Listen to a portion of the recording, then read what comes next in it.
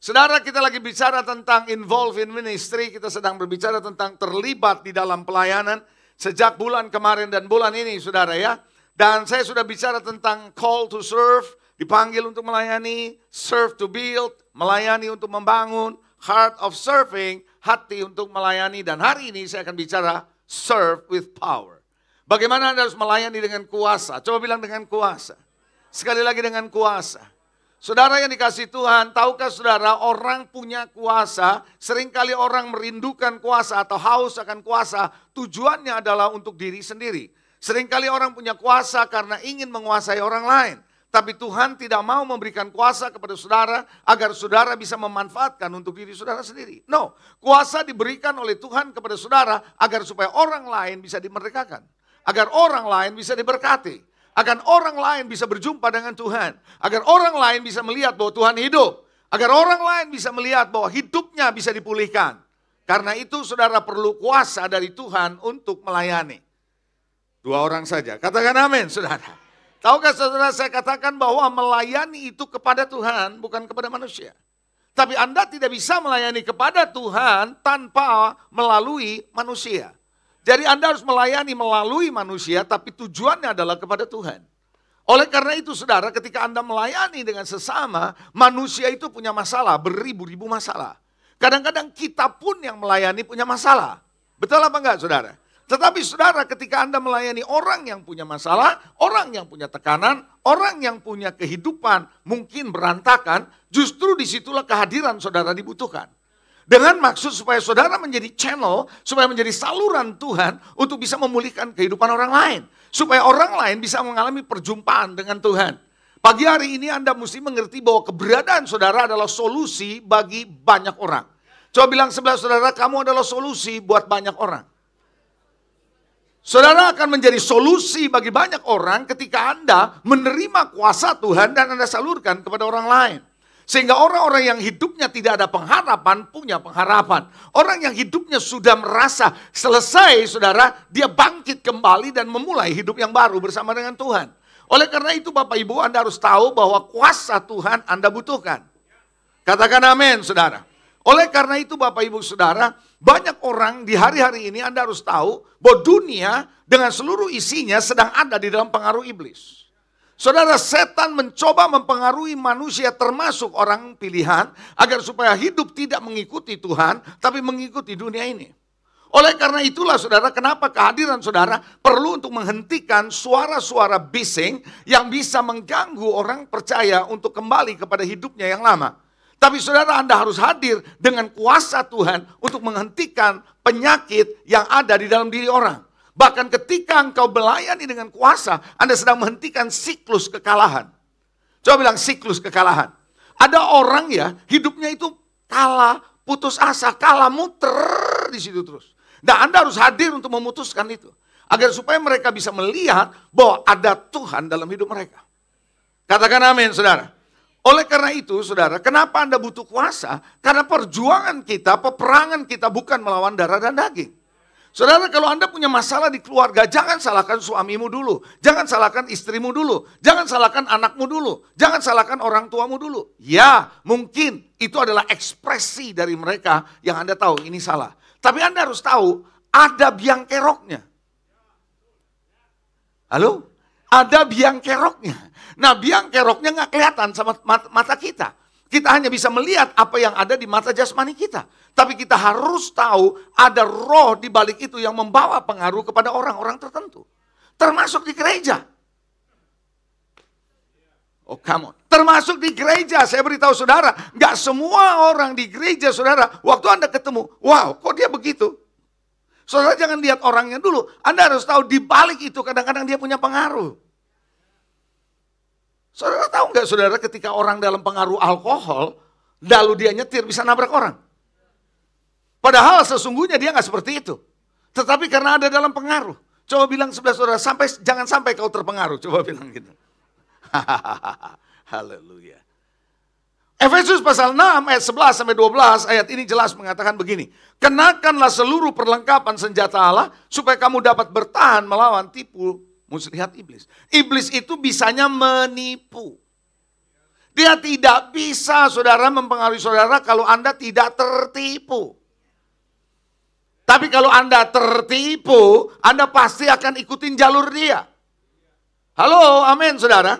Lalu ayat yang ke-12, saya suka ayat ini. Karena perjuangan kita bukan melawan darah dan daging. Coba bilang perjuangan. Perjuangan saudara, perjuangan saya bukan terdiri darah dan daging. Tapi Anda harus tahu di balik itu, melawan pemerintah-pemerintah, melawan penguasa-penguasa, melawan penghulu-penghulu dunia yang gelap ini, melawan roh-roh jahat yang ada di Anda tidak bisa melawan roh-roh jahat dengan kedaginganmu. Anda tidak bisa melawan roh-roh jahat dengan kecerdasan saudara. Anda tidak bisa melawan roh-roh jahat dengan pengalaman hidup saudara. Now, Anda harus bisa menghadapi kuasa itu. Anda berhadapan dengan roh-roh jahat di udara dengan kuasa yang ada di dalam hidup saudara. And that power comes from the Holy Spirit. Datangnya dari Roh Kudus. Katakan amin, saudara. Itulah sebabnya Anda mesti mengerti bahwa Anda berjuang bukan melawan darah dan daging. Oleh karena itu kalau Anda melihat suamimu, Anda melihat istrimu, anakmu, orang tuamu, siapapun yang Anda hadapi, kenapa dia begini? Anda harus berdoa, berpuasa untuk orang ini, untuk melawan pengaruh yang mempengaruhi orang ini. Dua orang doang yang ngerti. Anda ngerti nggak, saudara? Itu sebabnya ketika Anda punya persoalan dalam keluarga, jangan berantem duluan. Anda harus masuk in the spirit. Karena waktu Anda menang di dalam roh, maka yang di dalam jasmani akan mengalami kemenangan. Banyak orang Kristen tidak menyadari ini, saudara. Kita berperangnya hanya di batas natural. Karena itu, saya mau ajak saudara melihat ada 3 hal ini, saudara. Coba bilang sight. Bahasa Inggris, sight. Lalu katakan insight. Lalu bilang foresight. Saudara, sight adalah apa yang Anda lihat dengan mata jasmanimu. Anda lihat apa yang Anda ngerti di mata jasmanimu, Anda nangkep ya begitu. Ini orangnya ngawur, ini orangnya gini, nih. Yang Anda perangi orangnya. Tapi insight adalah suatu kedalaman, Tuhan akan singkapkan apa sebenarnya yang ada di balik ini. It is insight. Tapi foresight adalah sesuatu yang Anda lihat ke depan. Tuhan bisa pakai orang ini ke depan seperti apa. Itu lebih dahsyat. Anda bukan cuma melihat sight yang lihat sekarang. Tapi Anda harus punya insight apa yang terjadi di balik ini. Dan Anda harus percaya kalau dia diubahkan. Anda bisa lihat foresight ke depan Tuhan yang mau pakai orang ini apa. Itulah sebabnya Tuhan tidak pernah membuang siapapun. Dia pasti memulihkan hidupmu. Karena dia punya foresight untuk melihat di depan hidup saudara. Coba bilang sebelah saudara, kamu ini hebat. Haleluya. Saudara percaya nggak? Kadang-kadang yang nggak percaya itu kita. Kita sendiri nggak percaya kita bisa gitu. Kita sendiri nggak percaya keluarga kita bisa gitu. Kita sendiri nggak percaya istri kita, suami kita bisa gitu. Kalau Tuhan percaya, lebih baik Anda percaya. Coba bilang sama saya, kalau Tuhan percaya, bilang sebelah saudara, lebih baik kamu percaya. Tuhan bisa percaya kok sama saudara. Kenapa kita nggak mau percaya? Nah, kata perjuangan di dalam bahasa aslinya, perjuangan itu adalah pale, artinya pergumulan atau pergulatan. Saudara, Anda tiap hari bergumul kan? Anda bergulat tiap hari dalam hidup ini, bergumul tiap hari dalam hidup ini. Nah, dalam pergumulan ini Anda butuhkan Tuhan. Karena Anda bukan cuma fight dengan apa yang ada dalam pekerjaan, dalam bisnis, tapi Anda harus libatkan Tuhan dalam pekerjaan saudara. Ada amin, saudara. Itulah sebabnya Anda harus paham betul ketika Daud berperang melawan orang Filistin di lembah Refaim. Kalau Anda baca di dalam Tawari, apa yang terjadi ketika peperangan terjadi, dikalahkan musuh, musuh meninggalkan para berhalanya. Jadi musuh tuh Filistin waktu perang bukan cuma membawa alat perang. No, bukan cuma membawa prajurit. No, bukan cuma membawa keterampilan perang. No, tapi mereka membawa apa? Yang namanya dewa-dewa mereka. Spirit. Jadi Anda harus punya kekuatan spirit. Kalau Anda mau menang dalam kehidupan ini. Siapa yang mau menang? Mau menang? Anda bilang saudara-saudara, kamu butuh kuasa itu. Kerajaan Allah bukan terdiri dari perkataan, tapi dari kuasa. Jelas ayat itu. Jadi kalau Anda adalah anak kerajaan, Anda cuma tidak bisa hanya berkata-kata doang. No, Anda harus bisa menghadirkan kuasa dalam hidup saudara.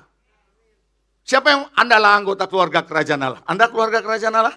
Yes, kalau Anda adalah anggota kerajaan Allah, sorga, berarti Anda bukan cuma bisa berkata-kata, tapi Anda bisa menghadirkan kerajaan sorga.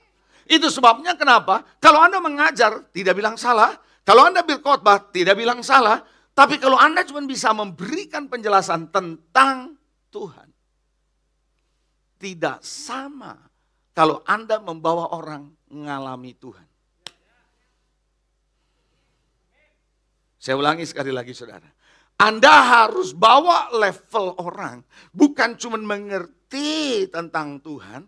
Tapi harus ngalami Tuhan. Bagaimana mereka ngalami Tuhan. Makakah kuasa Tuhan harus dialami oleh orang ini. Kalau mereka tidak pernah taste. Makanya ada ayat bilang. Kecaplah dan lihatlah betapa baiknya. Coba bilang kecaplah. Kalau Anda orang Batak ngomongnya bukan kecaplah, kecaplah. Kecaplah dan lihatlah betapa baiknya Tuhan. Baiknya Tuhan itu harus dikecap. Anda harus bisa rasa. Kebaikan Tuhan itu bukan cuma di sini. Kebaikan Tuhan itu Anda harus rasa. Dan Anda harus bisa menghadirkan Tuhan di dalam pelayanan saudara. Supaya orang tahu bahwa God, Tuhan ada di tengah-tengah mereka. Katakan amin. Nah saudara, mari kita melihat ada satu ayat. Matius 7, 28, 29. Oh haleluya. Matius 7, 28, 29. Firman Tuhan bilang begini. Dan setelah Yesus mengakhiri perkataan ini, takjublah orang banyak itu mendengar pengajarannya. Jadi orang tuh takjub dengan pengajaran Yesus. Bukan karena ngerti bahasa Yunani Ibrani. Bukan karena lulusan STT. Bukan karena dia doktor di bidang teologi. Bukan karena dia hebat ngajar kata-kata etimologinya. Bukan itu saudara. Tapi saudara yang dikasihi Tuhan, ia mengajar mereka sebagai orang yang apa? Berkuasa. Coba bilang berkuasa. Berkuasa tidak seperti ahli Taurat yang ngajar. Berkuasa. Kata berkuasa, kata aslinya adalah exousia, yang artinya kuasa yang sah. Jadi saudara, waktu Yesus ngajar, dia bukan cuma terdiri dari perkataan, tapi ada power di situ. Makanya Anda bisa melihat, Anda bisa menangkap, Anda bisa membedakan ketika seseorang berbicara yang mana ada kuasa, yang mana membawa hadirat Tuhan, yang mana membawa anointing of God, sama yang mengajar belaka. Saya tidak bilang ngajar salah ya. Enggak itu loh saudara, saya enggak bilang itu. Tapi saudara yang dikasihi Tuhan, Anda tidak bisa hanya cuma mengajar, but you have to have power, ada kuasa di dalam itu. Yang setuju katakan amin. Karena saya percaya when you speak truth, Anda bicara kebenaran di dalam kuasa. Bukan cuma truth will set you free, tapi kuasa itu bisa membuat saudara mengalami Tuhan. Ada amin? Coba bilang lagi saudara-saudara, kamu perlu kuasa. Kira-kira Yesus waktu membangun gerejanya, gereja yang penuh kuasa apa enggak? Ya. Pintu alam maut tidak akan berkuasa. Tuhan bilang, aku berikan kamu anak kunci kerajaan. Apa yang kau ikat bumi, terikat di sorga. Apa yang kau lepaskan di bumi, terlepas di sorga. Inisiatif ada pada gereja. Saya ulangi, inisiatif ada pada gereja. Gereja adalah saudara dan saya. Gereja adalah saudara dan saya. Berarti saudara, kalau Anda ikat di dunia ini, di sorga terikat. Kalau Anda lepas di dunia ini, sorga lepas. Sorga nungguin saudara, bukan saudara nungguin sorga. Sorga nungguin saudara, kapan kau bergerak. Kalau kau ikat, aku ikat. Kau lepas, aku lepas. Sorga backup saudara, karena Anda punya kuasa. Yang setuju katakan amin. Paham itu? Jelas itu? Kalau Anda ngerti itu Bapak Ibu Saudara, Anda tidak akan menjadi orang Kristen biasa-biasa. Coba bilang saudara-saudara gini, yang biasa-biasa sudah biasa. Coba bilang sebelah saudara, oh, lihat wajahnya, bilang yang biasa-biasa udah biasa. Kita udah kebiasaan lihat yang biasa-biasa. Tuhan mau yang gak biasa-biasa. Yang tidak biasa. Yang luar biasa. Haleluya. Tahukah saudara, sebelum Yesus mengutus murid-murid untuk memenuhi amanat agung, Tuhan ngomong dulu bahwa segala kuasa sudah diberikan kepada dia. Matius 28, 18-20. Oh, haleluya. Matius 28 ayat 18 sampai 20. Yesus mendekati mereka dan berkata, "Kepadaku," kata Yesus, "telah diberikan segala kuasa di sorga dan di bumi." Jadi Tuhan itu punya otoritas atas sorga, atas bumi. Karena dia punya exousia. Kata exousia adalah otoritas atas bumi dan sorga. Jadi semua sudah ada di bawah dia. Exousia. Karena itu pergilah, jadikan semua bangsa muridku, baptislah mereka dalam nama Bapa dan Anak dan Roh Kudus, ajar mereka melakukan segala sesuatu yang telah kuperintahkan kepadamu, dan ketahuilah aku menyertai kamu senantiasa sampai pada akhir. Tahukah saudara, amanat agung adalah amanat setiap orang percaya. Setiap orang percaya diberi tugas oleh Tuhan agar supaya saudara mengajar. Agar supaya saudara membaptis. Halo, ada amin saudara? Itu sebabnya Bapak Ibu, Anda harus paham betul bahwa amanat agung ini ada di bawah Tuhan. Dia bilang segala kuasa di langit dan bumi sudah diberikan kepadaku. Artinya gini, Tuhan lagi ngomong sama murid-muridnya. Bumi, sorga, itu semua ada di bawahku. Aku punya otoritas untuk dua ini. Nah, kalau engkau pergi atas namaku, maka engkau dapat otoritas itu. Engkau akan mengeksekusi. Dan eksekusi itu aku akan berikan kamu dynamite atau dunamos, Kisah 1 ayat 8. Karena otoritasnya sudah ada di dalam Tuhan. Tapi aplikasi kamu, aku akan berikan kamu dunamos, aku akan memberikan kamu dinamit, aku akan memberikan kuasa untuk menghadirkan itu dengan nyata. Secara fisik. Coba bilang sebelah saudara, wow. Keren gak kalau gitu? Sebenarnya orang Kristen ini luar biasa mestinya. Bukan biasa di luar.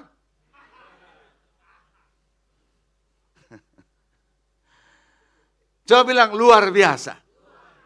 Kalau Anda ngerti ini Bapak Ibu Saudara, Anda tidak akan melihat dirimu kalah, tapi Anda akan lihat dirimu menang. Kenapa kita bisa kalah? Karena kita mau ditipu.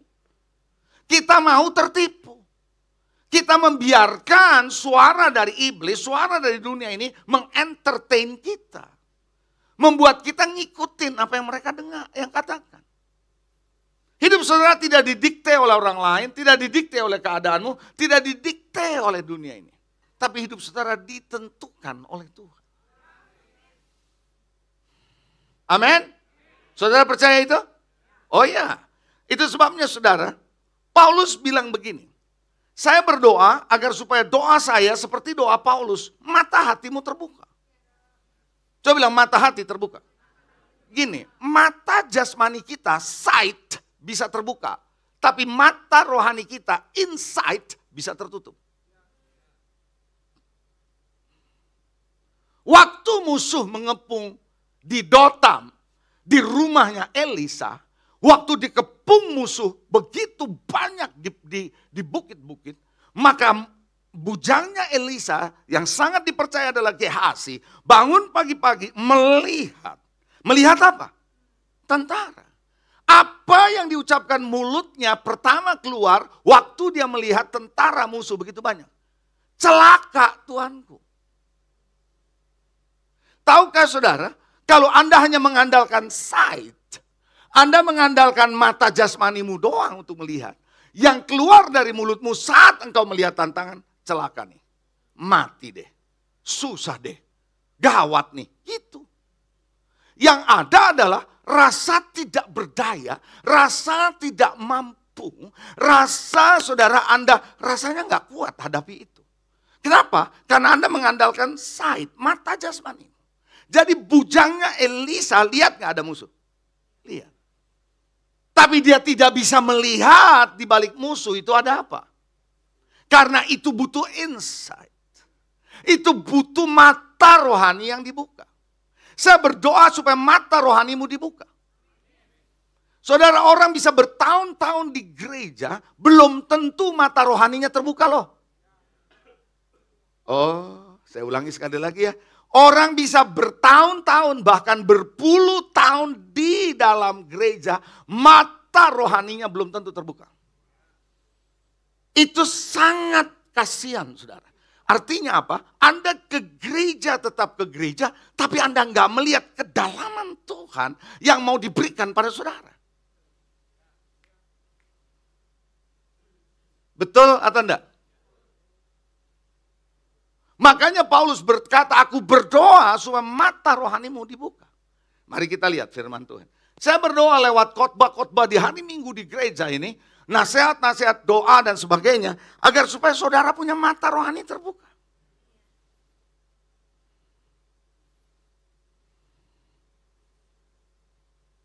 Saya nggak punya waktu untuk membahas, ada yang Tuhan taruh di hati saya, di pikiran saya.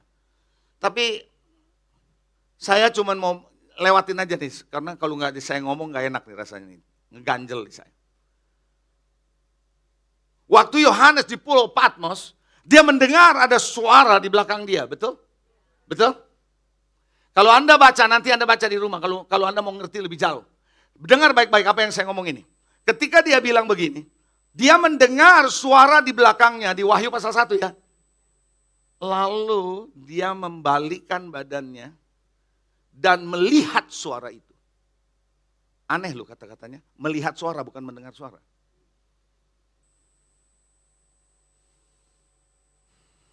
Melihat suara itu. Kok suara dilihat? Anda nggak akan bisa melihat kedalaman dari suara yang ngomong sama saudara kalau Anda belum bisa dengar duluan. You have to listen it first. Anda harus dengar baru Anda bisa lihat kedalamannya.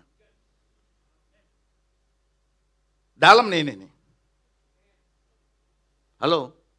Anda bukan cuma bisa dengar, tapi kalau Anda sudah bisa dengar, Anda bisa lihat suara itu. Keren itu. Itu yang namanya insight. Coba bilang insight. Efesus 1 ayat 18-19. Dan supaya ia menjadikan mata hatimu terang.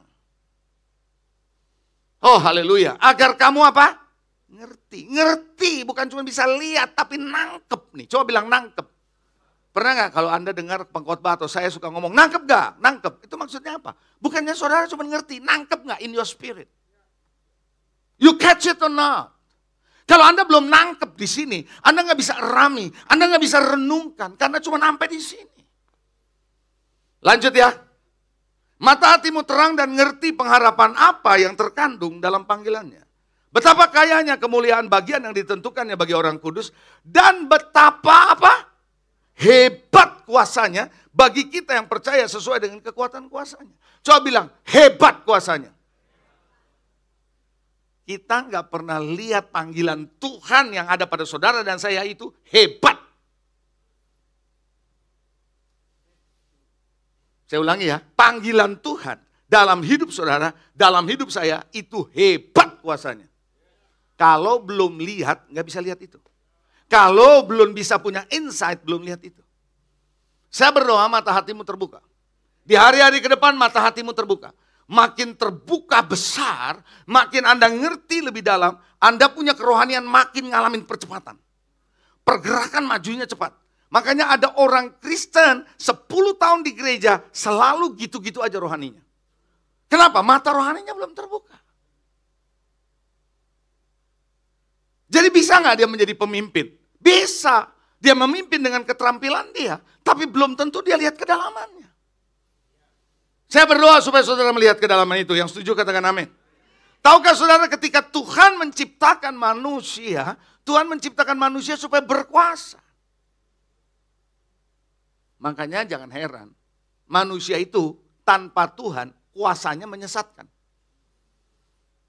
Menghancurkan. Tapi kalau Anda bersama dengan Tuhan, kuasa yang Tuhan berikan memerdekakan. Mari kita lihat Kejadian 1:28. Oh, haleluya. Kejadian 1:28. Firman Tuhan bilang begini, Allah memberkati mereka Adam dan Hawa. Lalu Allah berfirman kepada mereka, beranak cuculah, bertambah banyak. Jadi yang namanya hubungan sejenis, enggak alkitabiah ini. Enggak bisa punya anak.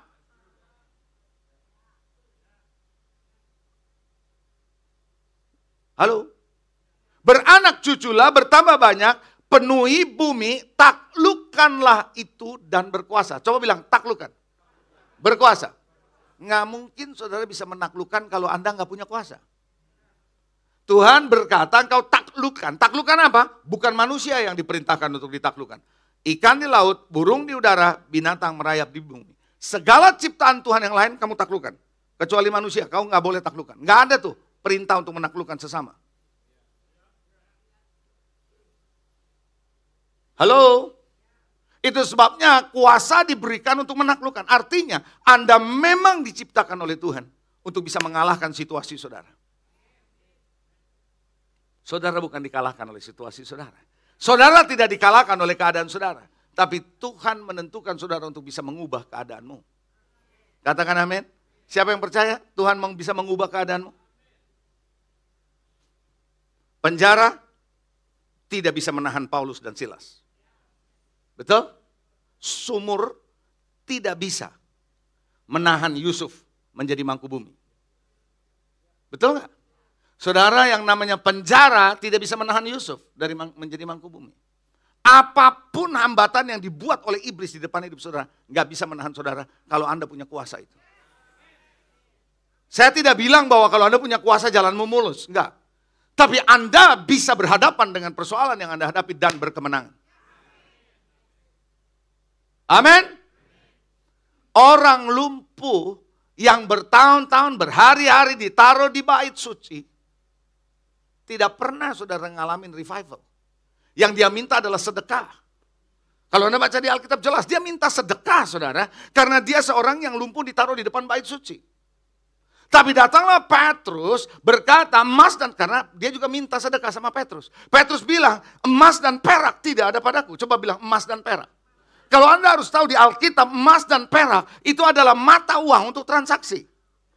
Jadi Petrus lagi bilang begini, kalau kamu ngomong sama gua soal duit, gua gak ada nih. Kalau soal transaksi yang diajarkan oleh dunia, aku gak ada nih. Apa yang dunia pakai untuk bertransaksi, aku gak punya nih. Tapi aku punya sesuatu yang dunia tidak ada, yaitu in the name of Jesus, dalam nama Yesus bangkit berjalanlah, dan dia berjalan. Hari ini, mungkin Anda punya keterbatasan yang dunia tawarkan Anda nggak punya. Tapi Anda punya satu nama. Anda punya satu kuasa. Di atas segala-galanya, that is Jesus Christ, Yesus Kristus. Wow, haleluya. Saudara yakin itu saudara? Tahukah saudara sapu tangannya Paulus atau kain yang biasa dia pakai, itu bisa menyembuhkan orang. Artinya apa? Kuasa Tuhan itu nggak bisa dibatasi. Betul? Ya.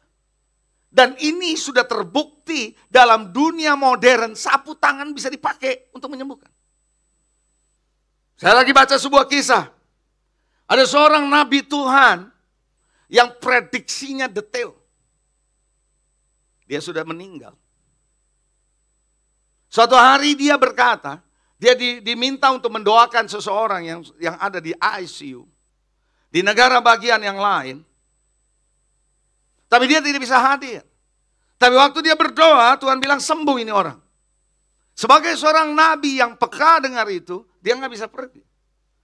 So dia berkata apa yang dia harus pergi, dia bagaimana? Saudara, ada seorang cucu dari yang sakit ini, mau pergi ke sana.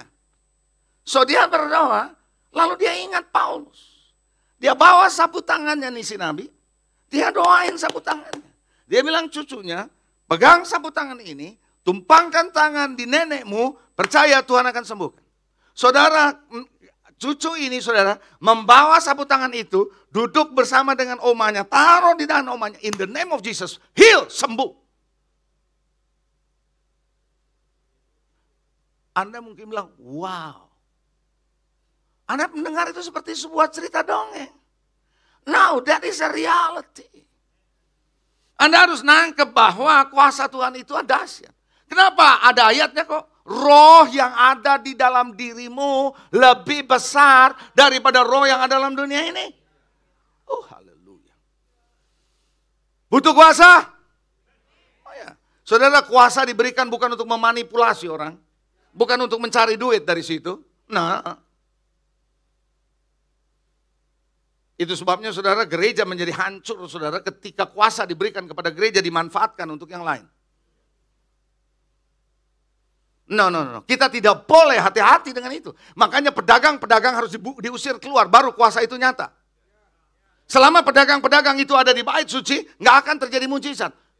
Selama ini orang yang buta, orang yang timpang ada di situ tapi nggak sembuh. Tapi ketika diusir mereka keluar, orang yang timpang, orang buta sembuh, mujizat terjadi. Coba katakan amin. Mari kita akan melihat bagaimana saudara melayani dengan kuasa. Siapa yang mau melayani dengan kuasa? You want to serve with power? Betul? Serius?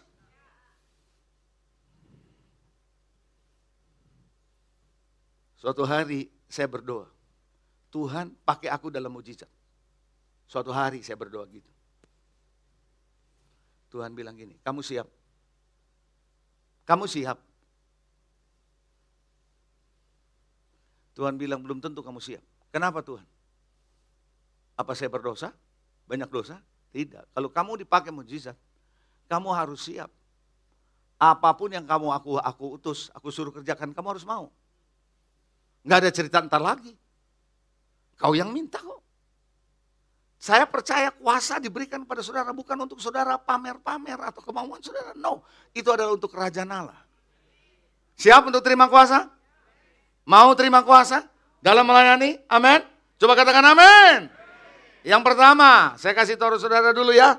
Untuk bisa mengakses kuasa dalam melayani, doa dan puasa. Saya nggak ada habis-habisnya ngomong soal doa dan puasa di gereja ini. Karena Tuhan terus-menerus ngomong sama saya, doa. Tiap hari doa aja terus yang Tuhan ngomong. Artinya Tuhan is very serious untuk gereja ini dipersiapkan untuk masuk dalam kegerakan doa. Saudara jangan pernah berkata bahwa doa adalah tugas orang-orang tertentu. No, tugas Anda, tugas saya semua harus berdoa. Pertanyaan saya, apakah Anda masih berdoa? Secara pribadi. Jangan anggap enteng, saudara. Doa Tuhan lagi mau bawa. Kenapa? Karena saya percaya Tuhan mau bawa kita kepada sesuatu nanti ke depan. Tahu nggak saudara, orang Kristen lebih suka untuk mengerjakan pekerjaan pelayanan daripada doa?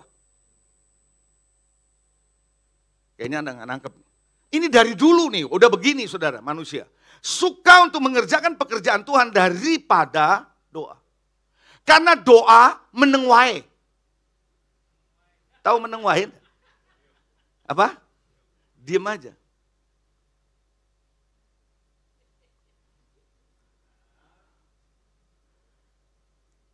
Sebab ketika engkau melayani, Anda lihat realitas yang Anda kerjakan.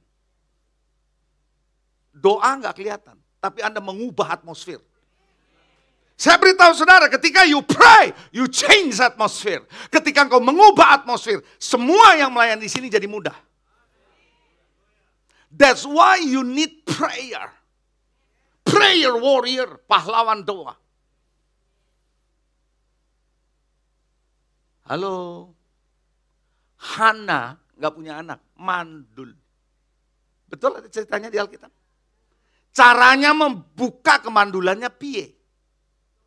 Dulu belum ada dokter, ahli kandungan ginekolog seperti sekarang. So gimana? Doa sama Tuhan. Tuhan buka kandungannya. Setelah itu punya anaknya banyak. Betul nggak? When you pray, Anda berdoa, sesuatu berubah. Ratu Scotland paling takut bukan sama prajurit musuh. Yang paling dia takut sama doanya John Knox. Karena kalau John Knox berdoa nggak main-main, sorga bergerak. Ratu loh, takut sama doanya John Knox.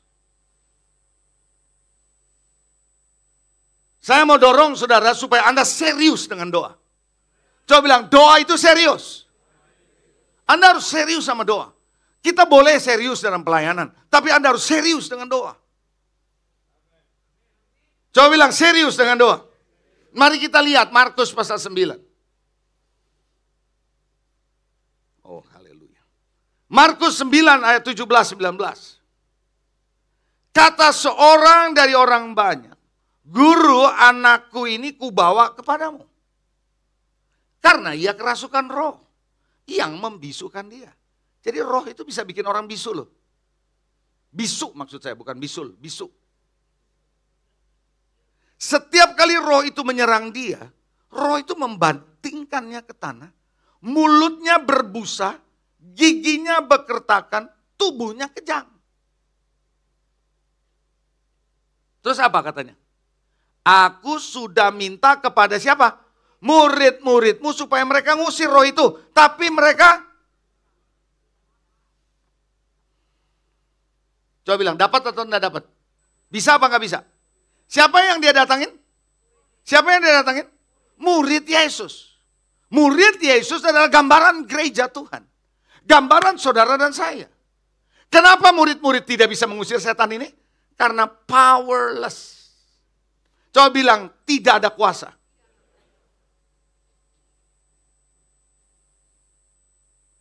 Dunia sedang mencari jawaban sama gereja. Bukan sebaliknya, gereja mencari jawaban dari dunia. Dunia sedang datang ke gereja, tapi kalau gereja powerless, dia akan cari alternatif. Tapi kalau dia datang ke gereja, gereja kasih jawaban, dia nggak akan cari tempat lain, dia akan cari gereja.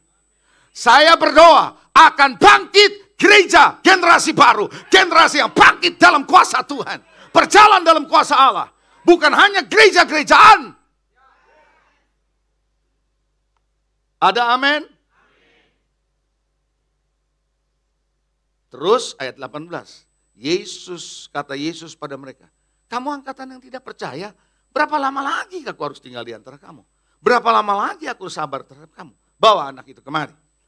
Ketika Yesus sudah di rumah, ayat 28, jadi kelihatan, saudara kalau Anda baca ayat seterusnya dari 19 dan seterusnya, Anda lihat ya, anak ini dimerdekakan dari roh jahat. Ketika Yesus sudah di rumah nih, murid-muridnya sendirian dengan dia, karena kalau lagi rame-rame nanya malu. Kok tadi nggak bisa ya kedengeran sama yang lain? Emang nih pada murid-murid nggak malu dia.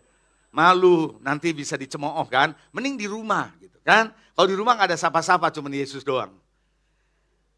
Dia tanya, kenapa kami tidak dapat ngusir roh itu? Kenapa? Yesus bilang gini, jenis ini tidak dapat diusir kecuali dengan apa? You have no power because no prayer. Yesus kalau Anda baca, waktu ngusir roh itu dia tidak pakai doa loh. Saya waktu baca ayat itu, Tuhan gak berdoa, kenapa kalimatnya bilang harus dengan doa? Karena Tuhan lagi bicara, bukan tindakan doa sesaat, tapi kehidupan doa. Yesus punya kehidupan doa. Daud waktu menghadapi Goliat tidak doa keliling dulu. Come on. Tidak pakai doa keliling saudara, tapi dia langsung hadapi. Dia berkata, kau datang dengan pedang, aku datang dalam nama Tuhan. Kenapa dia tidak berdoa? Karena dia punya kehidupan doa. Adakah Anda punya kehidupan doa hari ini? Kalau Anda mau melihat your ministry powerful, Anda harus punya doa tiap hari sama Tuhan.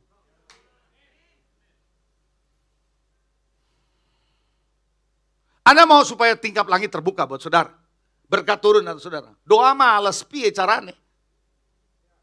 Terus titip doa sama istri. Ya, ini terutama suami-suami ini, maaf nih. Seringkali titip doa sama istri. Pernah dengar gak gitu? Istri-istri pernah dengar gak? Enggak, ya bagus kalau suaminya yang berdoa. Malah istrinya yang titip doa, cilaka itu.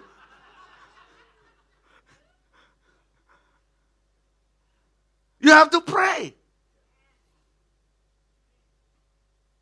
Dan kalau Anda baca di Matius 17, ayat 19-21, saya nggak akan baca. Yesus berkata, jenis ini hanya bisa doa dan puasa. Tahukah saudara kenapa doa dan puasa itu dahsyat? Karena doa menyerbu kemustahilan.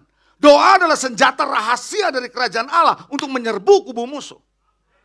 Yang tidak ketahuan, that when you pray, sesuatu terjadi.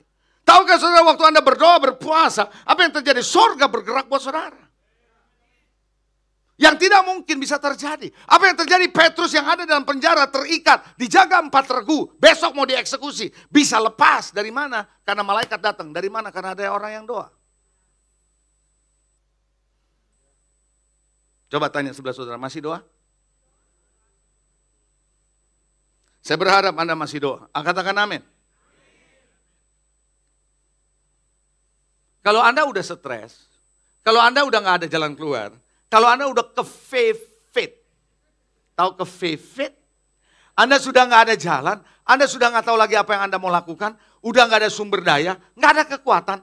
Tapi saya mau beritahu saudara, Anda bukan berarti terima keadaanmu begitu saja. Masih ada yang Anda bisa lakukan, doa. Saya kasih tahu saudara, doa adalah senjata di mana engkau rasa tidak ada apa-apa. Di situ kekuatan Tuhan mengalir. Di saat aku tidak kuat, di saat aku lemah, di situ aku kuat. Why? Prayer make you strong.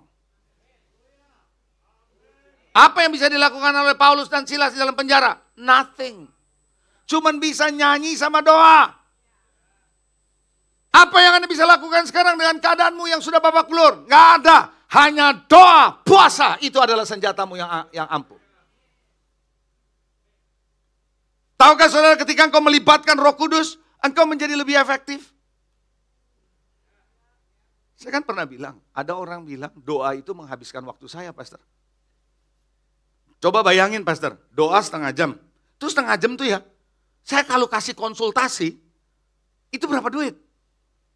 Setengah jam tuh ya, kalau saya duduk bikin strategi, berapa tuh yang saya bisa selesaikan?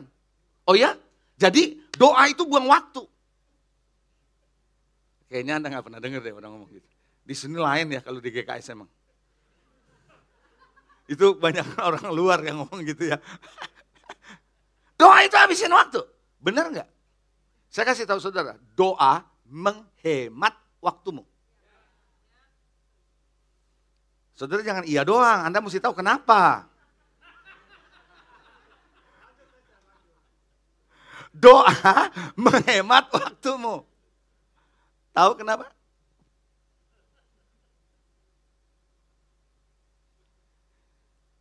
Tahu nggak saudara? Anda bisa menyelesaikan lebih banyak masalah bersama Tuhan daripada sendirian tanpa Tuhan. Nah, di sini Anda setuju nggak? Saya ulangi ya, Anda bisa menyelesaikan lebih banyak masalah bersama Tuhan daripada sendirian tanpa. Betul? Oke. Anda bisa mengerjakan banyak kemajuan, banyak hasil bersama Tuhan daripada sendirian tanpa Tuhan. Betul nggak gitu? Coba yang setuju dengan omongan saya. Nah, baru Anda masuk nih, Anda ngerti. Kalau begitu, Anda melibatkan Tuhan dong, supaya bisa banyak hal yang Anda selesaikan. Bagaimana melibatkan Tuhan? Doa. Karena kalau dengan doa, Anda bisa mengerjakan lebih banyak. Berarti ini hemat waktu atau buang waktu nih? Anda ngerti? Coba tanya sebelah saudara, udah ngerti belum? Jadi kalau pastor ngajak Anda doa, jangan bilang buang waktu.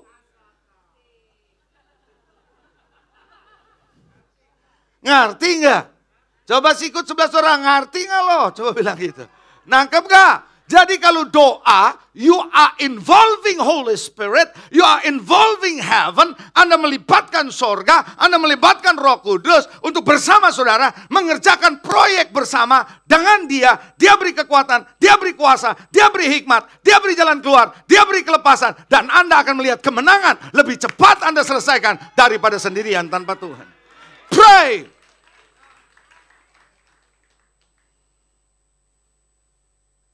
Sampai sini jelas. Jadi kenapa saudara Tuhan bawa saya dorong tiap hari mau bangun tidur doa Tuhan ingetin. Gak ada habis-habisnya tuh.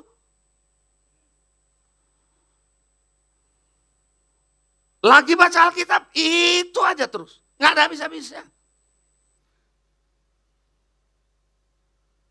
Saya mau kasih tahu saudara karena saya punya pengalaman sama Tuhan dalam hal begini. Kalau Tuhan sudah ngomong, nggak ada habis-habisnya. Saya nggak bisa, saya harus kerjakan.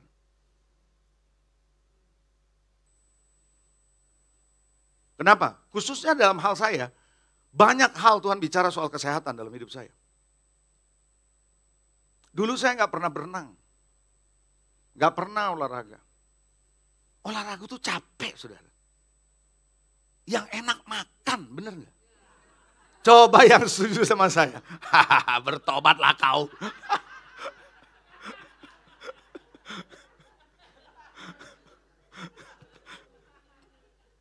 Aduh, olahraga yang terbaik buat saya waktu itu rahang.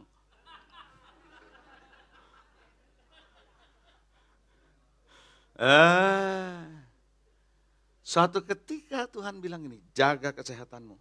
Ini udah long time ago, sebelum saya mulai dengan olahraga dan berenang. Jaga kesehatanmu. Besok pagi, bangun tidur, Tuhan bilang, jaga kesehatanmu. Siang, jaga kesehatan. Maksudnya apa? Tiap hari disuruh itu. Saya bingung. Jaga kesehatan. Oh, saya pikir makan kali. Saya kurangin. Tetap Tuhan bilang, jaga kesehatanmu. Apa sih? Kenapa begini tiap hari? Saya coba renang. Begitu saya renang tiap hari, hilang suara itu. Saya tahu saya harus renang. Makanya sampai hari ini saya nggak akan hentikan renang saya. Karena itu Tuhan pernah ngomong sama saya.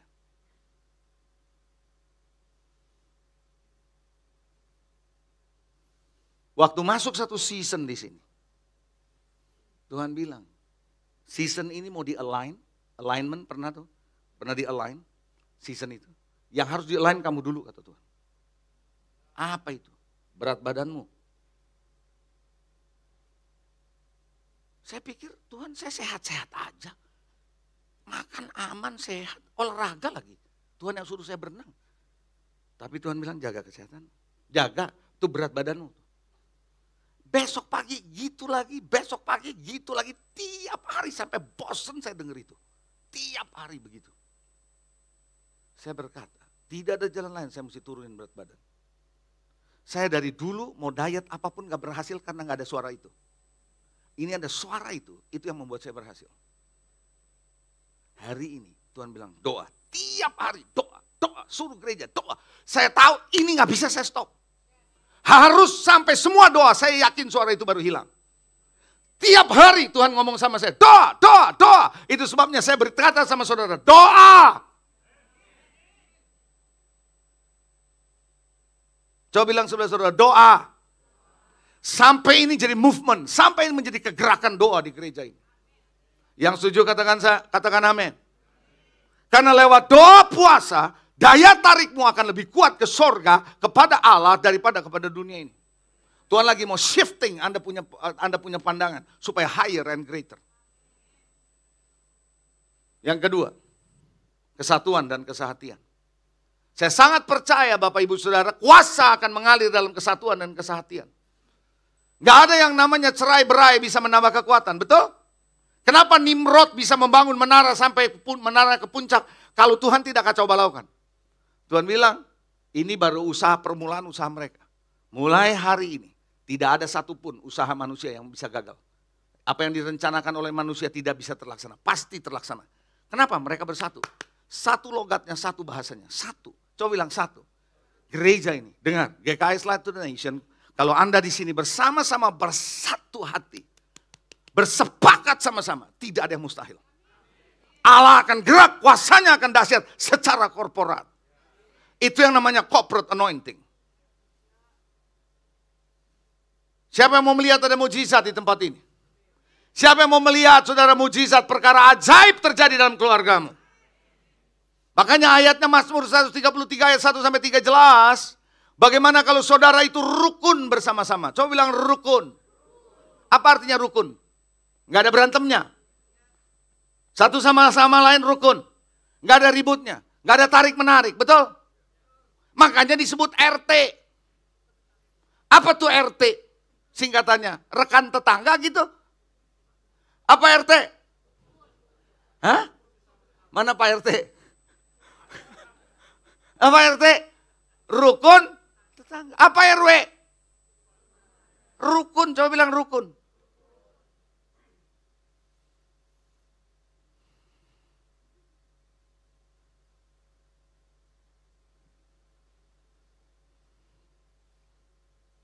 Saudara, di Mazmur 133 itu asik, saudara. Ketika saudara-saudara itu rukun, satu kandungan, saudara itu satu kandungan, one DNA, satu DNA dalam satu kandungan.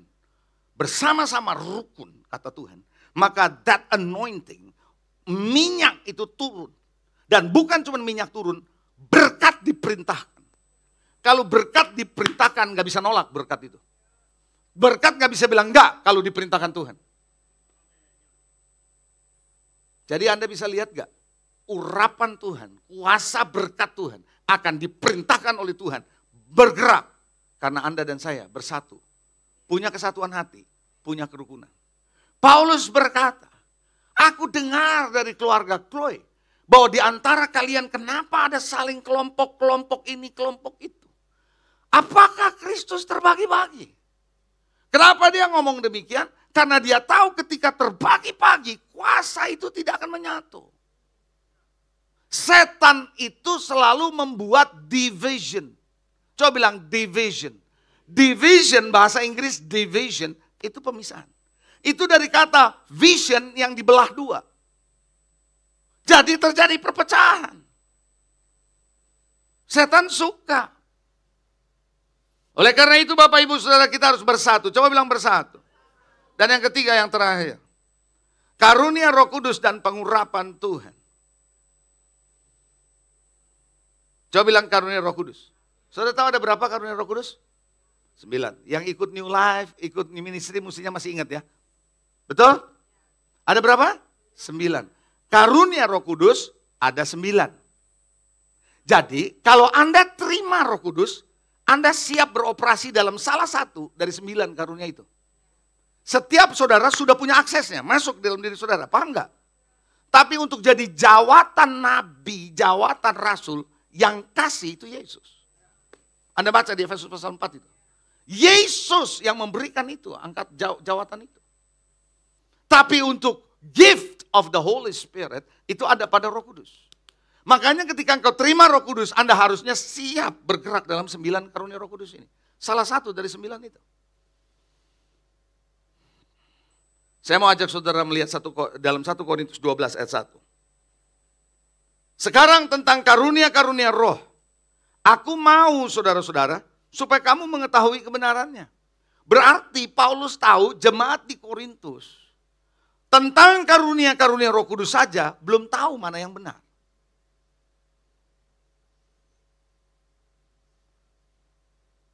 Kita lanjut kepada satu slide. Lompat ke beberapa slide, kita akan lihat saudara, nanti saya minta multimedia. Karunia Roh Kudus berperan penting dalam menyatakan Tuhan dan kerajaannya. Ada enggak? No, bukan ini. Sebelumnya. Satu sebelumnya. Bisa tolong? Bukan yang ini, yang satu sebelumnya. Karunia Roh Kudus berperan penting dalam menyatakan Tuhan. Is that? Ada? No. Oke, cuma itu doang. Berarti adanya di saya punya catatan. Nggak ada di slide. Saudara boleh nyatat ya. Karunia Roh Kudus berperan penting untuk menyatakan Tuhan dan kerajaannya. Saya ulangi, karunia-karunia Roh Kudus berperan penting untuk menyatakan Tuhan dan kerajaannya. Sehingga orang-orang bisa percaya akan keberadaan Tuhan.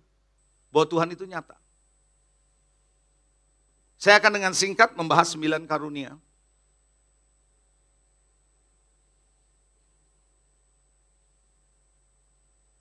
Oke. 9 karunia, saya nggak akan baca ayatnya kepanjangan. Anda baca aja sendiri, 1 Korintus 12 ayat 4-11 karena waktu. Kalau enggak saya baca ini. Tapi karena waktu. Saya akan jelaskan supaya saudara nangkep baik-baik. Anda sudah dapat sebenarnya, tapi ini refreshing aja. Saya bergerak cepat. Anda siap? Di Tuhan. Yang pertama, kita akan melihat ada 3 karunia dikelompokkan dalam 3 karunia kelompok yang besar.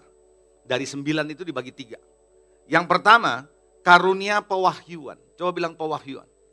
Ini adalah karunia yang menyingkapkan. Baru saya mau bilang, dari tadi nggak ada musik nih. Bagus juga gitu kan. Dia muncul saudara. Ada 1 karunia pewahyuan. Ada 3 di dalam kelompok ini. Berkata-kata dengan hikmat, berkata-kata dengan pengetahuan, dan membedakan segala roh. Berkata-kata dengan hikmat artinya, saudara tahu pikiran Kristus untuk satu keadaan tertentu. Pikiran Kristus diberikan pada saudara dalam keadaan tertentu sehingga Anda bisa secara tepat menangani keadaan itu.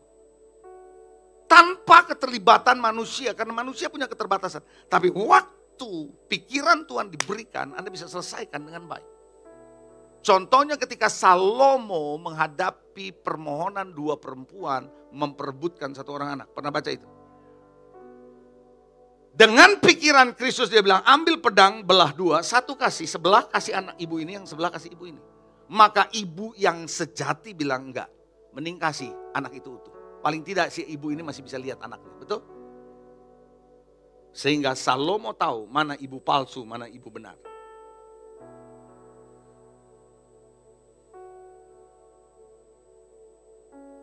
Yesus bilang, siapa yang tidak berdosa, lemparkan batu. Itu hikmat. Menyelesaikan persoalan itu tidak mudah. Kalau Anda coba jelaskan pakai nalarmu, oh enggak, hukum Musa kan begini, tapi sekarang begini. Waduh, bisa rame, bisa panjang. Ketemu orang Farisi bisa diputer-puter. Maka dia bilang, yang tidak berdosa lempar batu, selesai urusan. Anda butuh nggak itu dalam pekerjaan? Saya mau tanya, Anda butuh nggak itu dalam bisnis? You need it. Saat Anda ngomong begitu, sehingga temanmu bilang gini, kok lu bisa mikir kayak gitu sih? Hebat pikiran lu ya. Bukan, karena Tuhan.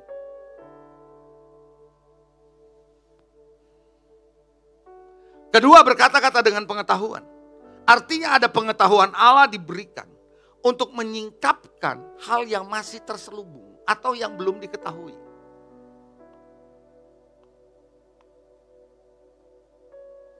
Hal-hal yang dia tidak tahu, yang belum ketahuan itu disingkapkan. Itu adalah sesuatu yang luar biasa. Makanya jangan heran saudara kalau Anda ketemu dengan orang yang punya pelayanan dan punya karunia seperti ini. Dia bisa beritahu apa yang kau sedang lakukan dan sudah lakukan sebelumnya. Yang manusia tidak tahu, yang Anda lakukan tersembunyi, dia bisa singkapkan.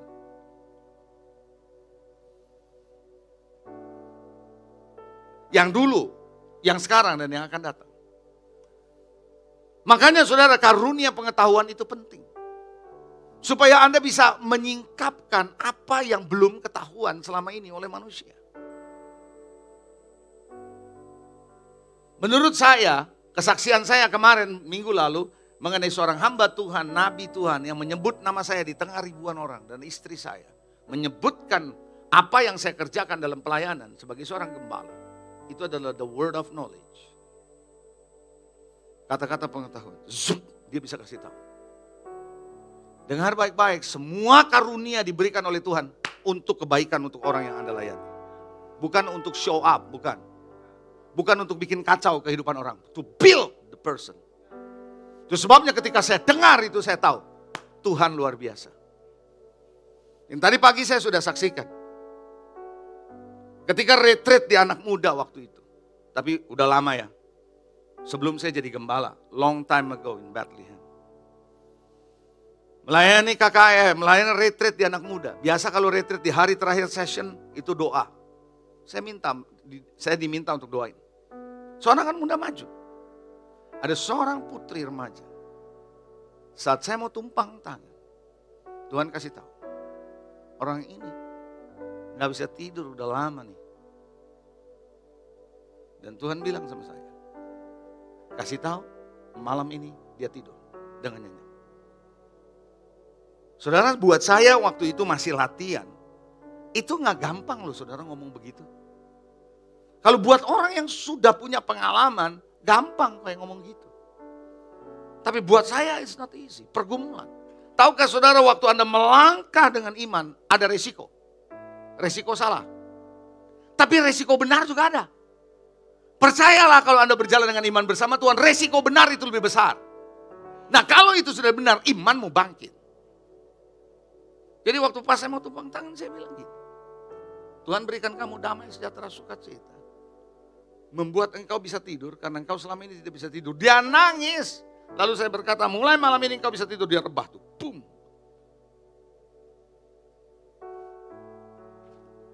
Selesai dia bilang sama saya baru tahu Tuhan ada. Saya sudah minta, Tuhan kemana? Tuhan kenapa saya gak bisa tidur? Kok gak ada jawaban? Saya udah frustrasi. Tapi hari ini saya gak kenal Bapak. Saya gak kenal kamu. Dan Bapak juga gak kenal saya. Tapi kok bisa ngomong saya gak bisa tidur. Dan malam ini Tuhan bilang kau bisa tidur. Itu pasti Tuhan. Tahu nggak saudara, itu kuasa luar biasa kalau Tuhan mengalir dalam hidupmu. Jangan heran nanti Anda jadi usher kalau Anda punya word of knowledge. Saudara, word of knowledge itu nggak harus yang, wah lagi nyembah. Nggak harus. Jadi usher, jadi hospitality. Jadi saudara Anda melayani, saudara mungkin di green room sana. Tiba-tiba Anda bisa ngomong. Dan Anda bilang, kamu tahu dari mana? Itu bisa ada Holy Spirit di situ.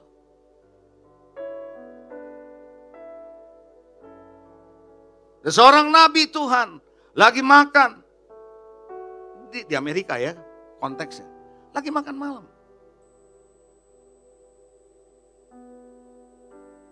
Pelayannya tiba-tiba lagi lewat, dia bilang, sini kamu. Kamu udah lama gak ke gereja karena kamu kecewa. Hari ini kamu lagi pusing karena keuanganmu, nangis sejadi-jadinya itu orang.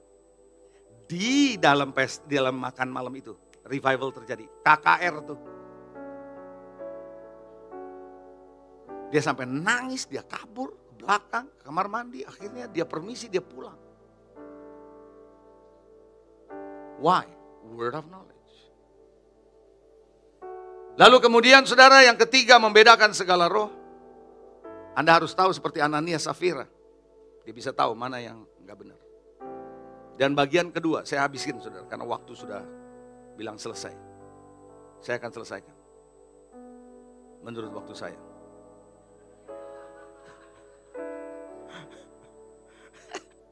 Karunia kuasa. Ada 3 karunia kuasa. Iman, kesembuhan, dan mujizat. Saya tahu kesembuhan sudah banyak contoh di gereja ini terjadi kesembuhan. Saudara harus berjalan dengan iman. Iman yang spesifik menjadi karunia. Iman ini tidak sama dengan iman percayamu sama Tuhan. Iman ini adalah iman yang spesial untuk bikin mujizat. Yang gak ada. Saudara, bukan hanya iman percaya menuju keselamatan. Tidak. Iman yang melakukan perform miracles. Itu butuh iman. Mujizat terjadi. Dan yang terakhir, karunia vokal. Berbahasa roh, jangan pikir saudara itu gak penting. Tahukah saudara, waktu Anda berbahasa roh, orang yang di sebelah saudara gak ngerti bahasa Indonesia, tapi dia bisa nangkep bahasamu. Dia bisa ngerti tuh Tuhan lagi ngomong apa sama dia. Menafsirkan bahasa roh dan nubuat. Tentu kalau nubuat Anda sudah tahu banyak. Kenapa saya bilang karunia Roh Kudus ini penting? Rindukan supaya saudara dipakai oleh Tuhan dalam salah satu karunia ini. Supaya kuasa itu mengalir. Dan saya rindu di jemaat ini.